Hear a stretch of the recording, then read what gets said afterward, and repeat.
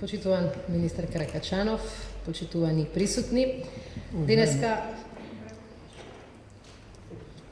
Уважаеми присъстващи,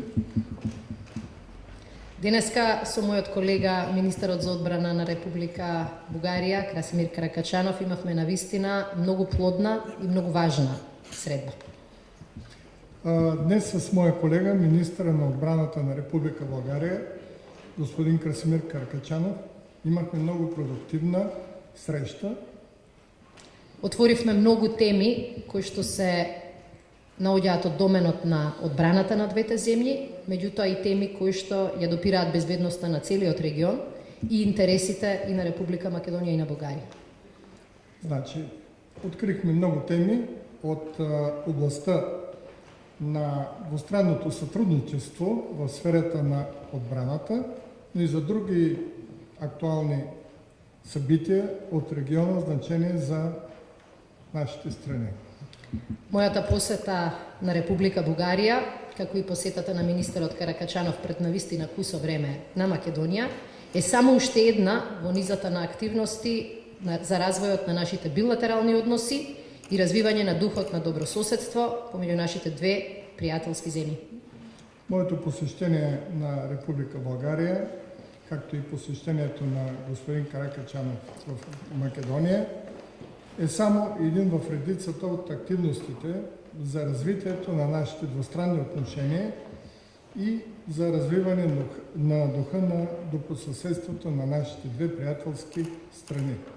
Ова е само доказ дека договорот за добрососедство, кој што го подпишавме пред неколку месеци во Скопје, го подпишаа двајцата премиери, не е парче хартија, исполнета само со зборови и декларативни заложби, туку платформа на која се гради успешна соработка на повеќе полиња, вклучително и одбраната, а кои што ќе значат плюс и во односите на нашите две земји и во односите на нашите народи.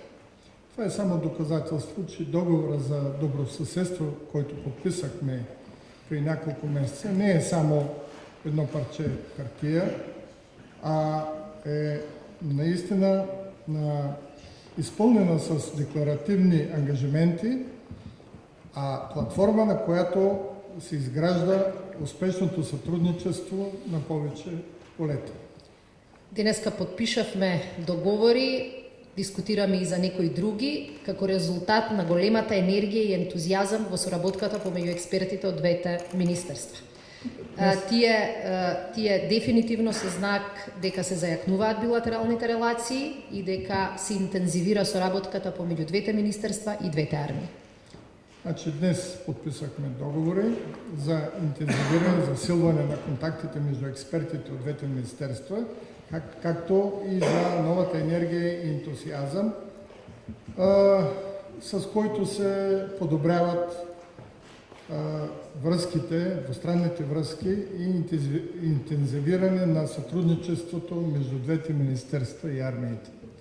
Разговаравме и за некои многу конкретни облици и области на соработка, како например обуки за припадниците на армијата на Република Македонија во областа на војната медицина, специјалните сили, летачкиот персонал, организација на заеднички вежби во Македонија и во Бугарија, кои што се надеваме дека ќе почнат веќе од 2018 година, како и размена на искуства во спроведувањето на одбранбените реформи и интеграцијата во НАТО.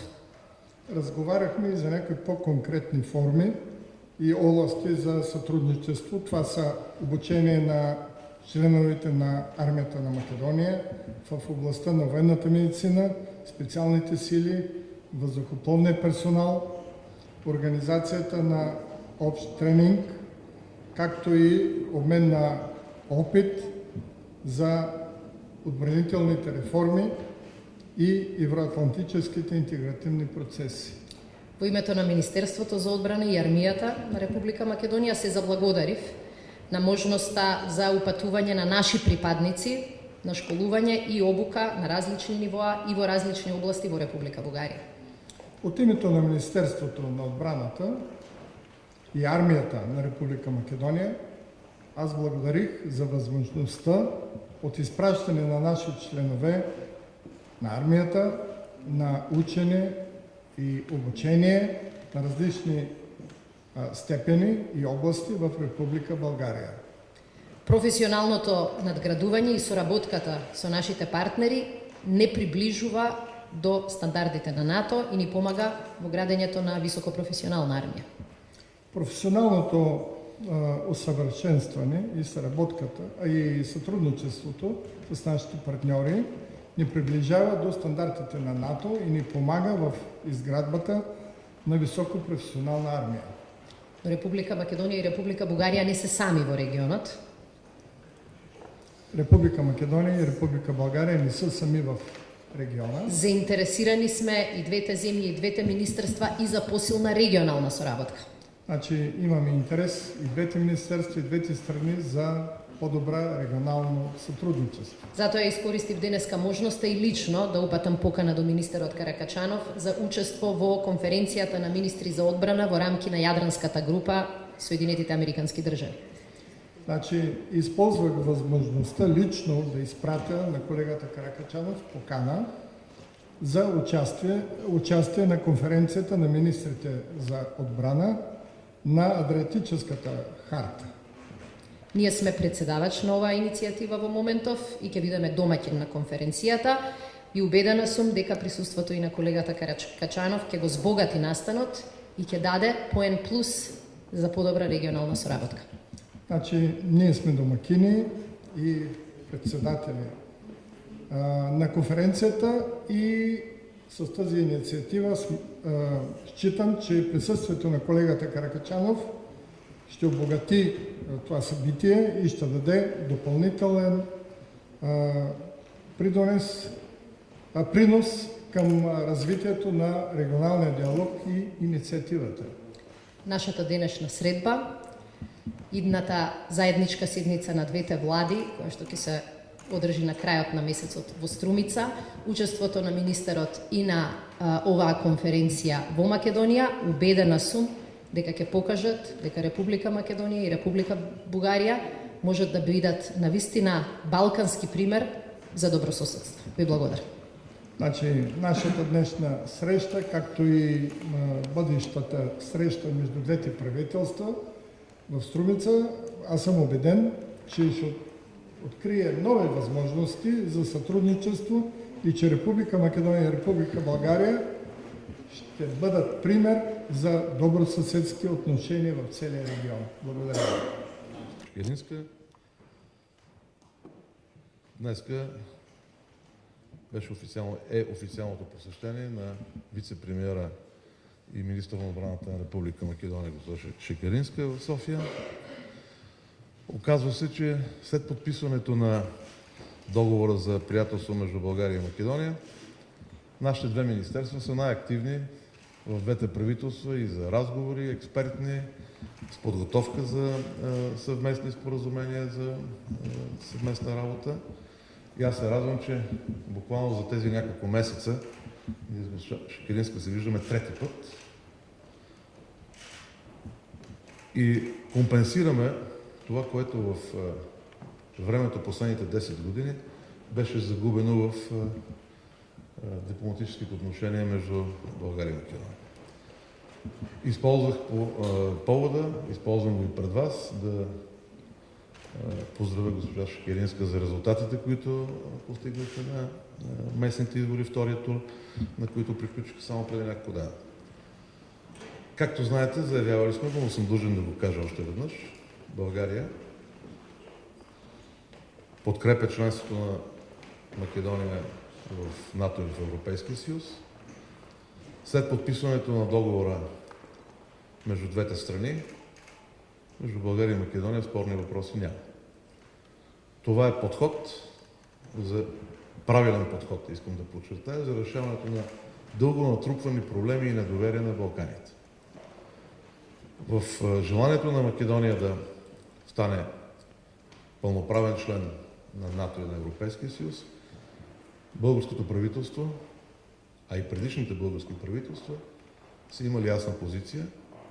Ние подкрепяме Македония в нейното членство в НАТО и Европейския съюз и с възможностите, които имаме като страна членка, ние представяме кандидатурата на Македония като страна от Западните Балкани, която според нас е в доста по-напреднала фаза, отколкото някои други наши приятелски страни на Западните Балкани. Знаете, че основният приоритет на българското председателство за нашето правителство е Западните Балкани. Един регион, който в исторически план много пъти е създавал проблеми на сигурността не само за балканските страни, но и на целия европейски континент. Ние смятаме, че интегрирането на страните от Западните Балкани в НАТО и в Европейския съюз е единственият начин за това, когато ние сме заедно в тези международни структури, да бъдат решени всички изкуствени или наслоени от историята проблеми. И затова нашата позиция в това отношение е ясна и категорична.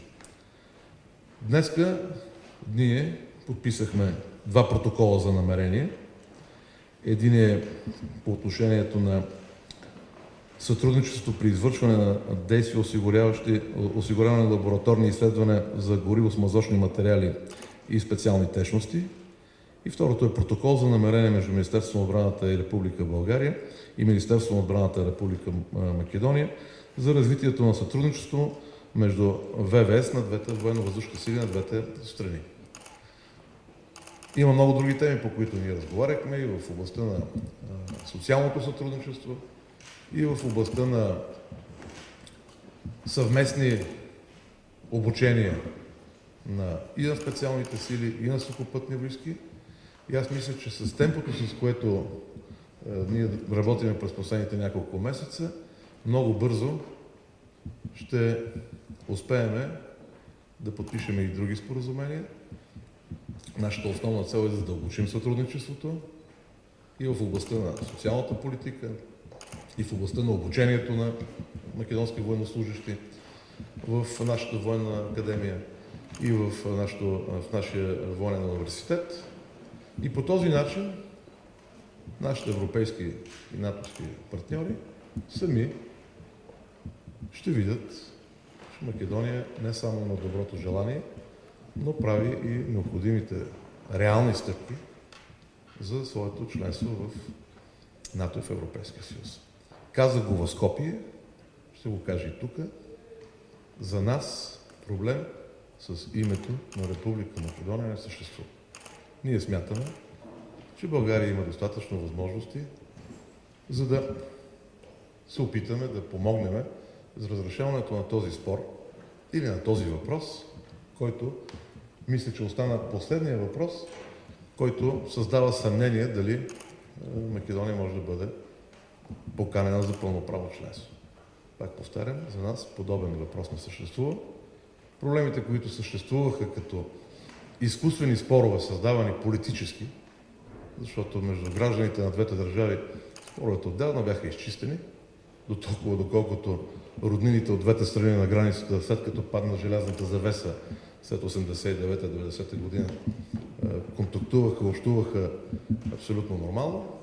Смятам, че България има своето задължение като страна, която първа призна независимостта на Република Македония, да подкрепя усилията на Македония, защото това са правилни усилия за пълноправно членство и в НАТО, и в Европейския съюз. Благодаря ви.